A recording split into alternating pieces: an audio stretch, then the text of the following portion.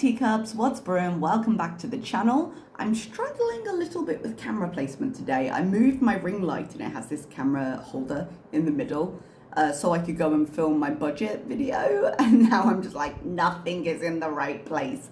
Maybe the table's moved, I'm not sure. I feel a bit stupid moving it as I'm talking to you, but there we go. We are back. Chantal had a live yesterday called I Miss You Guys, which I did put notes on yesterday, but then it was late and it was too late to film. I was tired. So I went to bed, I woke up, I had a few questions on Twitter, which I'll answer here, and then we'll get into reacting or recapping the live. She does have another video out now, a mukbang story about how her and Salah met. I was under the impression we knew how they met, but maybe I'm wrong. I haven't watched the video yet, to be completely fair to her.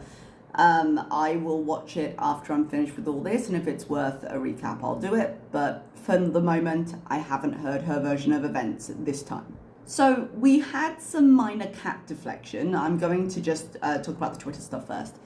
We had some minor cat deflection, posting pictures of Sam and then getting angry that people weren't accepting it as, oh, look, cat's so cute, you took care of them so well, and we're a little bit angry about it. So wasn't quite full out raging, but was ranting a little on community.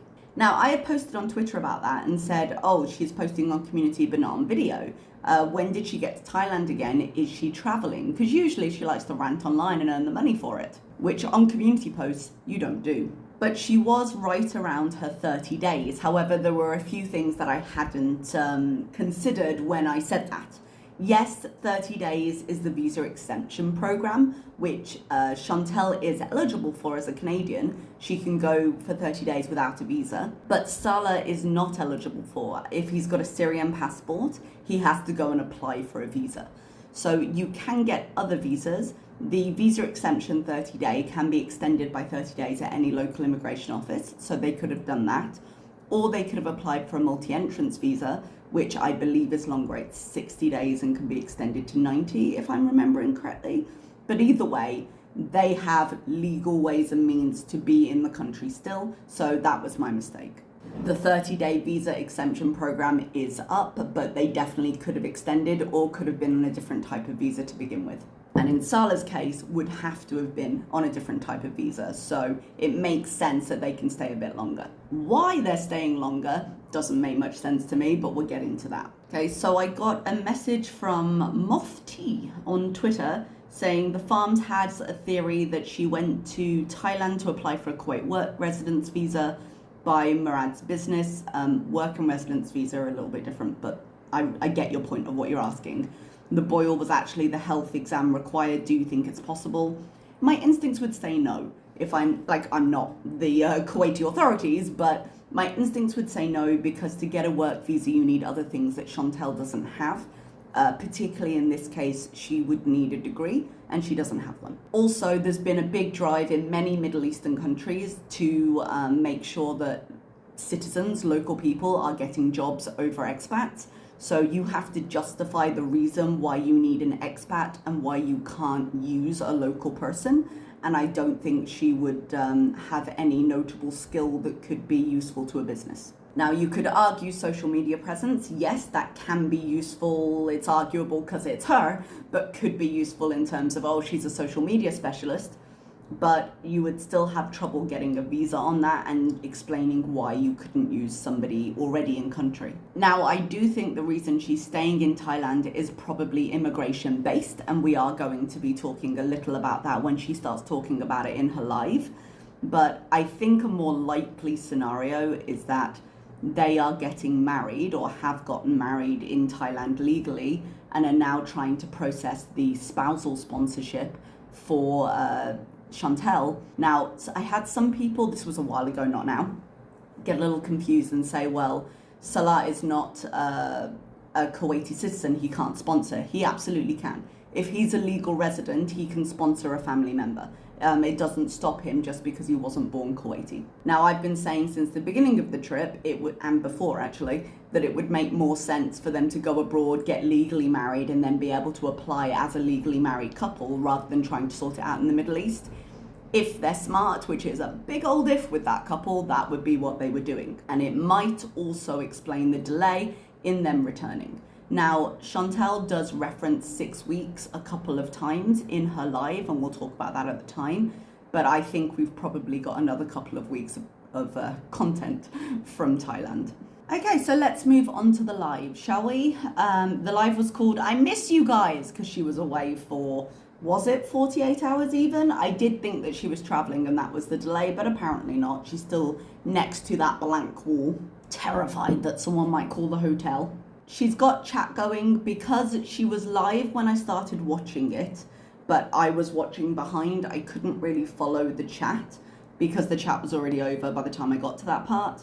So if I get confused or I haven't seen something, I apologize. But she's responding to chat. She said she's not in Kuwait, and if she were, we would see the couch. She's craving a hummus Havarti cheese sandwich, and that certain things are very expensive there. She's really been going down for pickles, olives, and cheese, and she can't get them easily. She says that they're vacationing for a while, and I don't know, it still seems pretty sus to me. They had a lot to do the first week, and then they went to Pattaya for the week, and since they've been back in Bangkok, I think just nothing's really been happening. So whether they intended to go to Pattaya or they extended and decided to visit another place within Thailand while stuff was going on, and maybe they were expecting it to be done by now and it's not, I don't know. I am just guessing at this point, but it feels like they're waiting there for a reason. We just don't know exactly the reason yet, which is why I was thinking perhaps the spousal visa. She doesn't know what kind of fruit she's eating. It looks like a loquat of some kind, or what was the other one called? A loganberry? Is that what they're called? I might be misremembering the name, but it looks a little bit like a lychee inside. You would think she would know what she was buying, but if the sign was in Thai, I suppose. Julia and Howie apparently are doing well. She'll put them on camera as soon as she gets home. That's probably in response to some of the cat questions / accusations people have been bringing up because she put photos of the cat up. Now, guys, she definitely doesn't watch videos about her, okay? Before I say this, she definitely doesn't watch, but she's sure it happens, and she's sure they're out there. And why is her visa status such a big point of contention? Travelers have to deal with immigration. Why is it a big deal? Because you sit on a throne of lies, madam. And yes, travelers absolutely do have to deal with immigration. And the fact that travelers have to deal with immigration and what you deal with doesn't seem to match up is the reason a lot of these questions exist. And two, the whole why does it matter attempt to dismiss it tells me she is dealing with immigration. Because she doesn't lie well, right? And if it weren't on her mind, if it weren't an issue, if it weren't something she was trying to neutralize, then she wouldn't have said anything. So my question then becomes, well, why are you trying to neutralize this topic? It's a very transparent effort. But we are all ridiculous, clearly, and apparently she got an email calling her a C-word, and they say, we know you're border hopping. And even if she is, let's calm down and back off, shall we? Don't put me in a position of having to agree with Chantal. It makes me uncomfortable. She is keeping it private. Quelle surprise. Doesn't get why it's a big deal. It's a big deal because you're clearly trying to hide something. That's why it's a big deal. The fact that you keep doing this is a big deal. She gets very excited about a sugar salt mix that came with her cut pineapple. I'm not sure why, but it's a big thing. Somebody says that people are jealous she's on a visa run, and she says she's not on a visa run. I would like to know what people are jealous of. Her being in Thailand, I suppose people can go to Thailand without trying to avoid immigration. But in terms of her not being on a visa run, yeah, okay, sure. Just completely coincidental timing.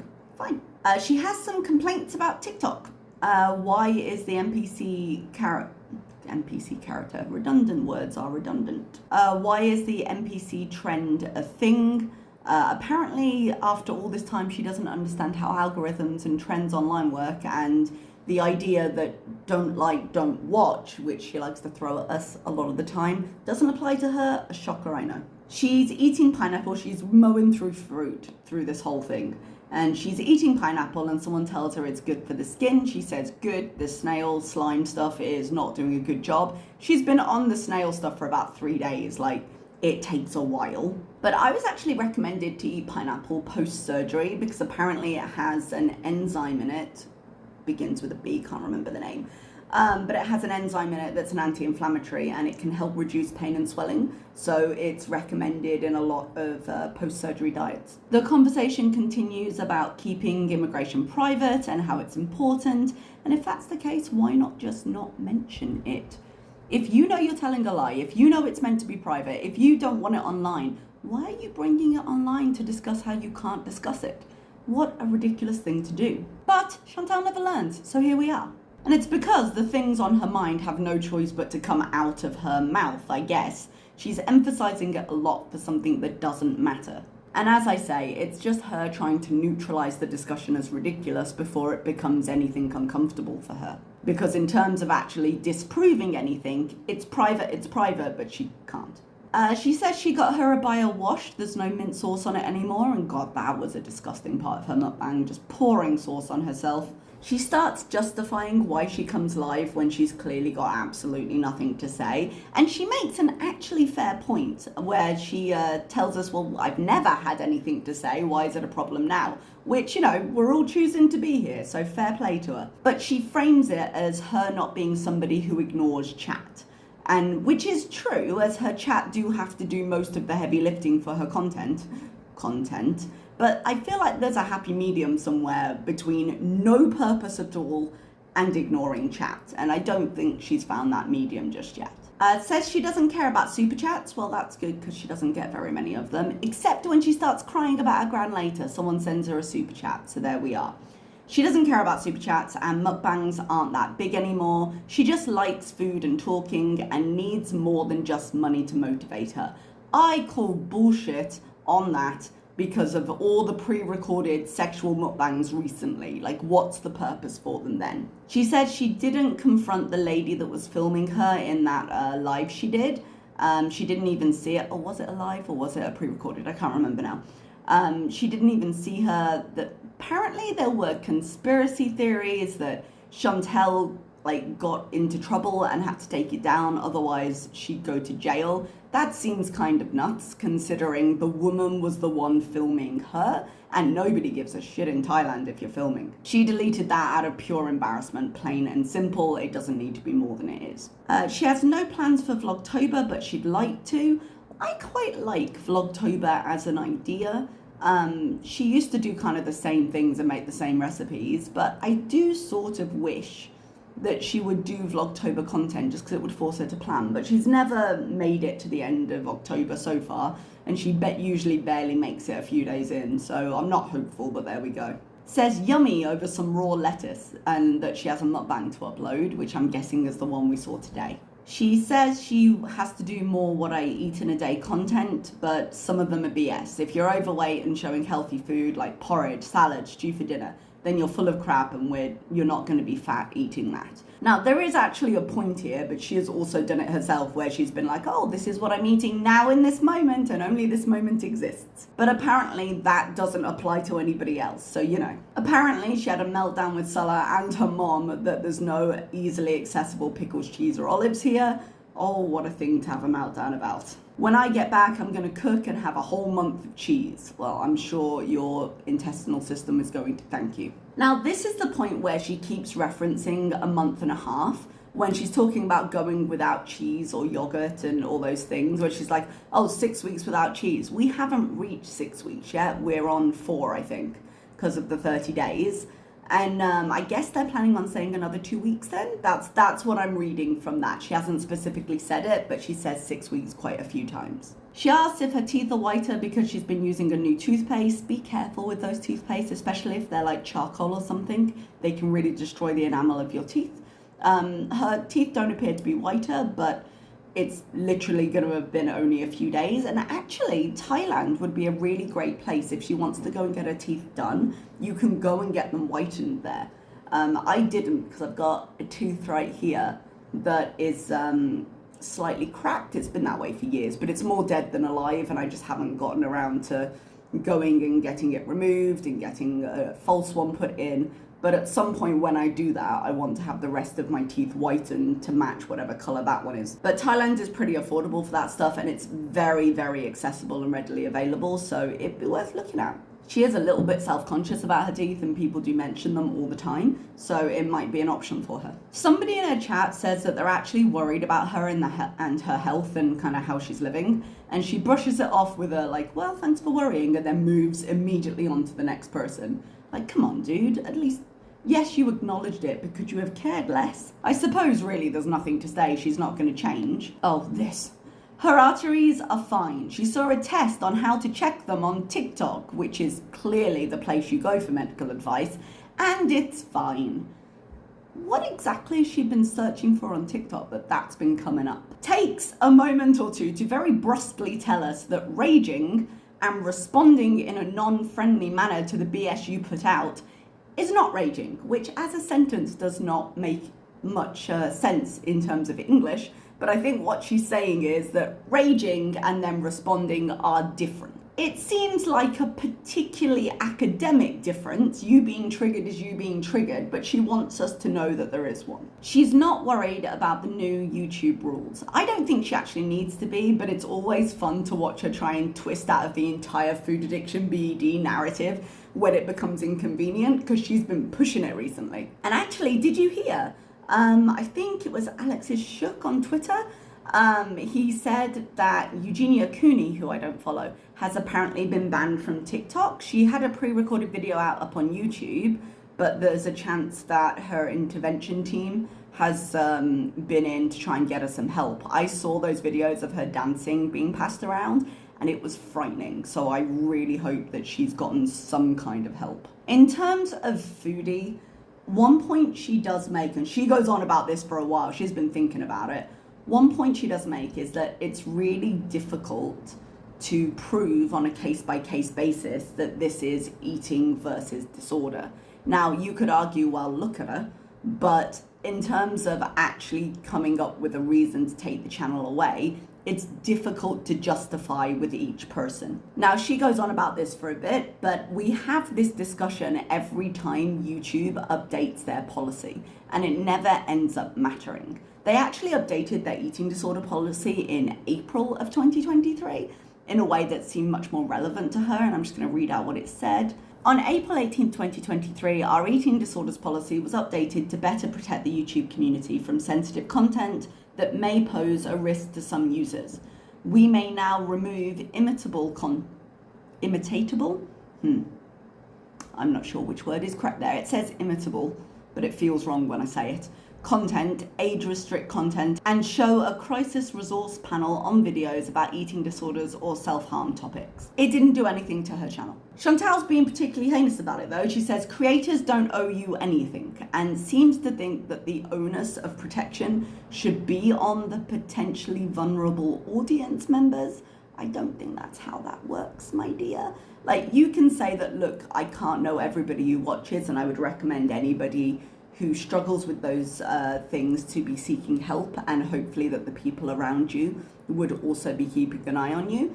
I understand that she tried to say that, but I think it's unrealistic to expect that in every situation. And given that these things are in place to protect particularly vulnerable people, that maybe a bit more understanding might be necessary. But she begins lecturing on the difference between eating and eating disorders, and how if you have a disorder, you still need to eat, and diet culture, and then says she wants to do cooking when she gets back home, because even though all of this is obviously not her fault, shouldn't be her problem, and shouldn't impact her in any way, she is looking at other avenues and other platforms and other things. On that topic, somebody asks her what she would do if her channel gets demonetized, and she starts listing off ideas for new content that will never get off the ground. She reminds us of the Chantal show, which I think proves my point more than hers, but she says that not all mukbangers have eating disorders, and like I say, it's absolutely true, and it's really difficult to prove even when it's not true.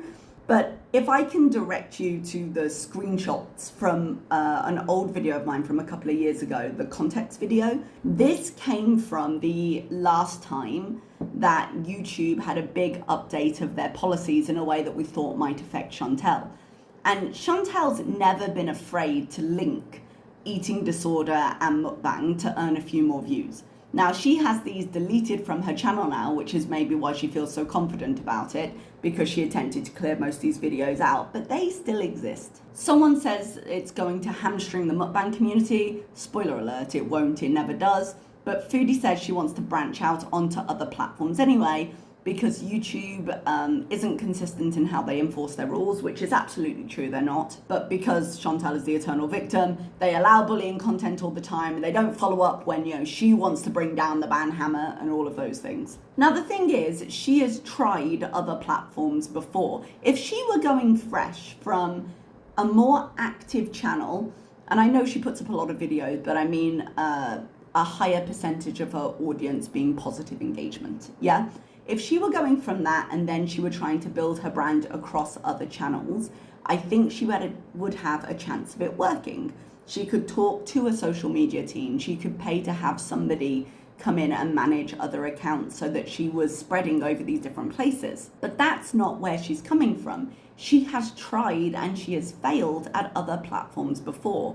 So it's going to be way harder to get people to move over because, well, we did this before and it didn't lead to anything. When she got her channel banned, she tried to do it and she was just hustling to try and get paid. If you remember the Chantal show, which is the example she just used, one, she never maintained any of them, but two, she actually registered that as a business. And when you talk about the impact on taxes and things like that, like, oh, I wonder if that ever became an issue. Maybe in the future, hey. So the other platforms probably aren't going to work because Foodie is a victim of her own laziness.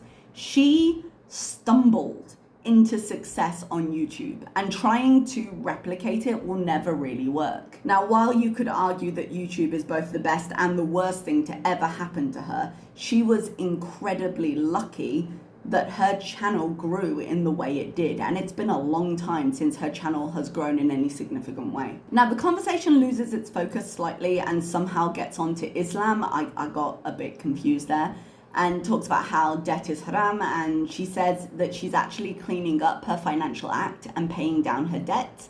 Now, I can believe that she's on a payment plan with her previous debt because she did have to go to court, or I don't know if she physically went to court, she did it on the phone, whatever.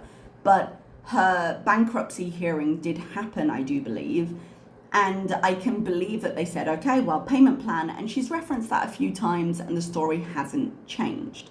I can see that being a thing, but she still believes that she doesn't have to pay taxes in Canada because she lives in Kuwait. So there's disasters on the horizon no matter what she's currently doing. But according to her, banks are at fault because they profit off of people in an immoral way.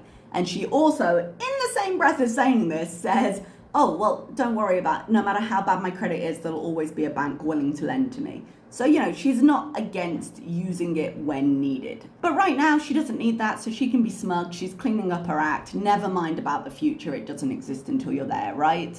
She says someone is looking after the Kia in Canada. I thought she'd either gotten rid of it or it had gotten repossessed. God, to think she's still paying on that Kia. That's crazy to me. She starts criticizing people, FFG, I think it's usually her, for going on stream after their mother passed away, and my mind goes straight back to that first Christmas when she didn't go home to support her mom because of the Nada drama. Yeah, she can try and rewrite that all she likes. That is a choice she made. Now, apparently, I am not alone in this because she starts going into that entire time.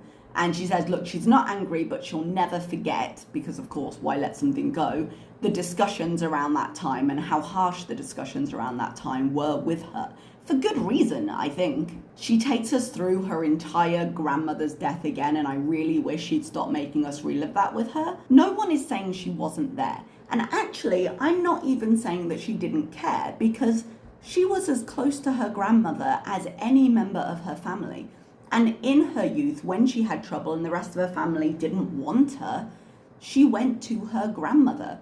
For all we blame Chantal for a lot of the choices she makes in life, she did used to take her grandma to go get groceries. I think she cared for her as much as she's capable of caring for any other living human. But we are saying immediately after that happened, because it was quite close to Christmas at that point, you absolutely prioritize Nada and the internet drama over being with your family. You live streamed all of it. Now, she squeezes some tears out at this point, and of course somebody sends a super chat, because we're about the point in the cycle. The cat deflection doesn't work and she's trying to grab for sympathy. She, somewhat hilariously, says that she's very thankful for the Canadian healthcare system that she doesn't pay for, because they gave her grandma an expensive medication when she had some health issues at 50 that allowed her to live for her last 30 years. Very grateful for the system that she's been cheating all these years, and is currently saying she doesn't need to pay into out of stubbornness and ignorance. Somebody asked what changes she's going to make. She's in the works of really giving it some thought. So she's thinking about it. It's a tough time, but everyone is going to get their karma, because that's the important thing here.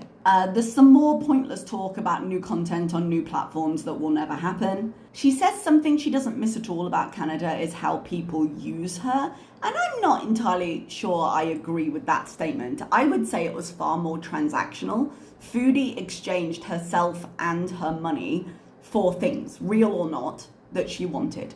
So it wasn't passive on her side, or at least not as passive as she's making it. She was not the victim of her circumstances. She used the financial power she had to her utmost to get the things she wanted.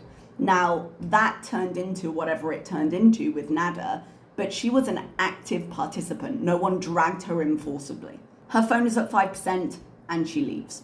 So that was it. That's where we are with all of that. I'll get this edited down. I will check her other mukbang while I'm editing. I'm not sure if there'll be anything worth its own react, but if there is, I'll come back on here and talk about it. Thank you so much for listening, and I will see you next time. Bye-bye.